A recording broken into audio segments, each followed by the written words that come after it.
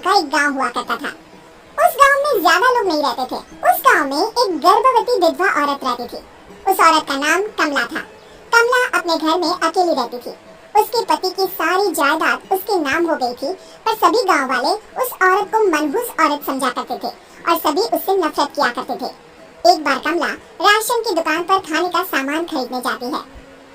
भैया जी, जरा 1 किलो दाल चावल देना। अरे मनहूस औरत, मेरी दुकान में अपशगुन करवाने आ गई क्या? है? चल जा यहाँ से। मैं कुछ नहीं देने वाला तुझे। भाग यहाँ से। चल निकल। भैया जी, ऐसा मत कहिए। मैं गर्भवती हूँ। मुझे खाने की बहुत जरूरत है।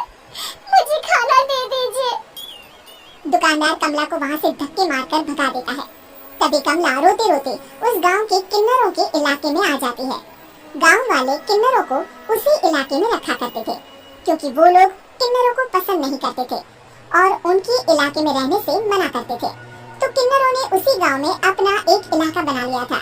जब किन्नर लोग देखते हैं कि एक गर्भवती महिला रोते रोते उनके इलाके में आ गई है, तो सारे किन्नर कमला के पास जाकर उसका हाल पूछने लगते हैं।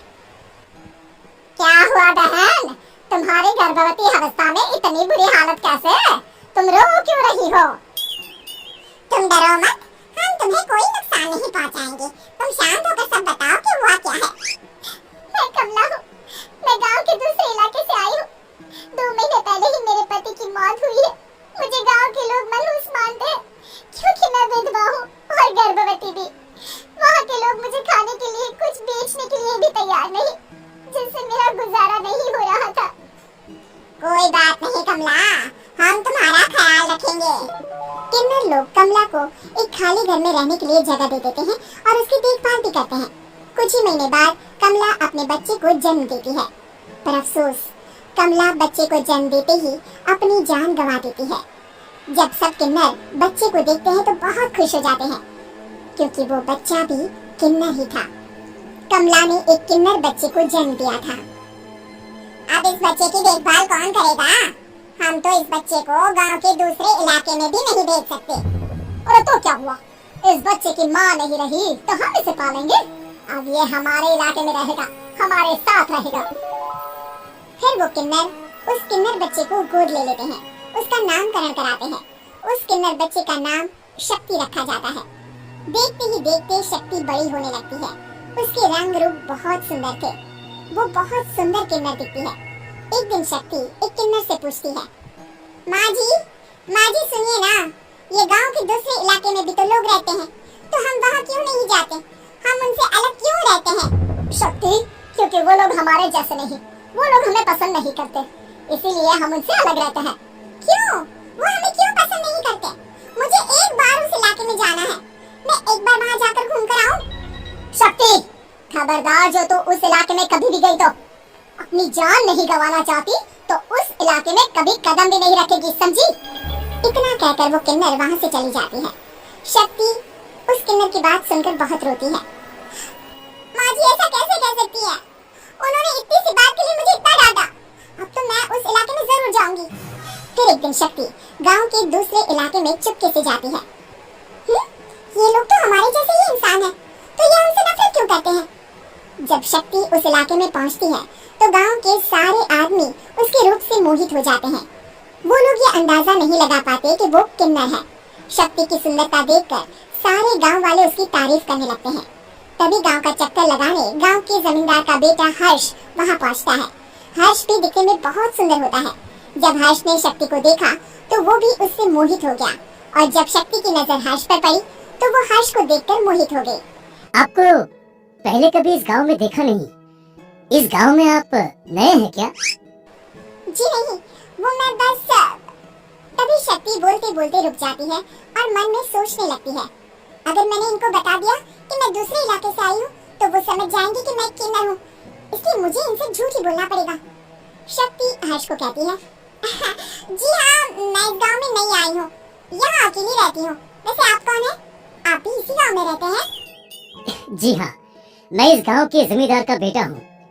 आपको किसी भी चीज की जरूरत पड़े तो आप मुझे बता देना, मुझे अच्छा लगेगा। ऐसे ही शक्ति और हर्ष एक दूसरे से रोज मिलने लगते। वो दोनों अपने प्यार का इजहार करने एक दूसरे से मिलने जाते हैं।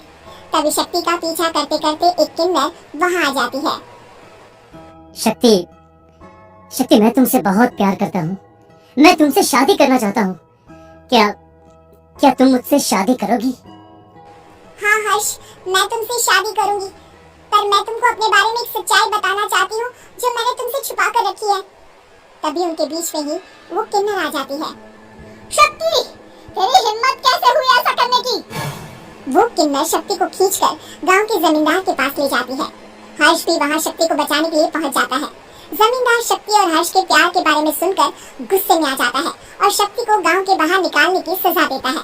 शक्ति ये बात सहन नहीं कर पाती और कुएं में कूदकर अपनी जान दे देती है। जमींदार हर्ष की शादी गांव की एक लड़की से करवा देता है, पर हर्ष इस शादी से खुश नहीं होता। शक्ति अपना बदला लेने के लिए मरने के बाद किन्नर चुड़ैल बन जाती है। अब मैं इन गाँव वालों को नहीं छोड़ूंगी, अब इनसे मैं अपने प्यार का बदला लूंगी। किन्नर चुड़ैल गांव वालों को परेशान करना शुरू कर देती है। एक बार वो रात को गांव के खेतों में पहुंच जाती है और वहां आग लगा देती है। सारी फसल जल के राख हो जाती है। जब एक आदमी रात को उठकर देखता है कि खेत में आग लग गई है तो वो वहां पहुंच जाता है। वो देखता है कि खेतों के बीचों बीच एक किन्नर चुड़ैल खड़ी है और वहां खड़ी होकर ताली बजा रही है। गाँव वाला किन्नर चुड़ैल को देखकर बेहोश हो जाता है। जब सुबह उस आदमी को होश आता है तो वो सीधा जमींदार के पास जाता है। अरे जमींदार साहब, अरे वो किन्नर चुड़ैल ने मेरी सारी फसल जला दी। अब मैं क्या करूँगा? क्या होगा मेरा? जमींदार चुड़ैल किन्नर का नाम सुनते ही सब कुछ समझ जाता है। अब वो बहुत डर जाता है। उसी रात को जब जमींदार डर के मारे अपने कमरे में सो नहीं पाता, तभी वहाँ अचानक से किन्नर चुड़ैल आ जाती है। किन्नर चुड़ैल जोर जोर से जमींदार के आगे खड़ी होकर हंसने लगती है और ताली बजाने लगती है। जमींदार उस डरावनी किन्नर चुड़ैल को देखकर बहुत डर जाता है। तूने मेरे साथ बहुत बुरा किया, अब मैं तुझे जान से मार दूंगी। नहीं, मुझे माफ कर दो, मुझे मत मारो। मैं कभी ऐसा दोबारा नहीं करूँगा। अब तुम जो बोलोगी वही मैं करूँगा। ठीक है, मैं चाहती हूँ कि किन्नर इलाका गांव के इलाके से जुड़े और गांव का कोई भी आदमी किन्नर समाज से द्वेष न करे, उससे नफरत न करे, नहीं तो मैं सारे गांव को मार दूंगी। और तुम गांव में एक नया कानून बनाओ कि अगर किसी ने भी किन्नर समाज को हानि पहुंचाने की कोशिश भी करी या इनसे भेदभाव करने की भी कोशिश करी तो उनको कड़ी से कड़ी सजा मिलेगी। हाँ, मैं ऐसा ही करूँगा। तुम जो बोलोगी वो मैं करूँगा, पर मुझे जाने दो प्लीज। तब वो किन्नर चुड़ैल वहाँ से चली जाती है। गांव का जमींदार किन्नर चुड़ैल का कहा मानते हुए दोनों इलाकों को एक कर देता है और नया कानून भी लागू कर देता है। तब से वहाँ किन्नर समाज और बाकी गांव वाले शांतिपूर्वक रहने लगते हैं।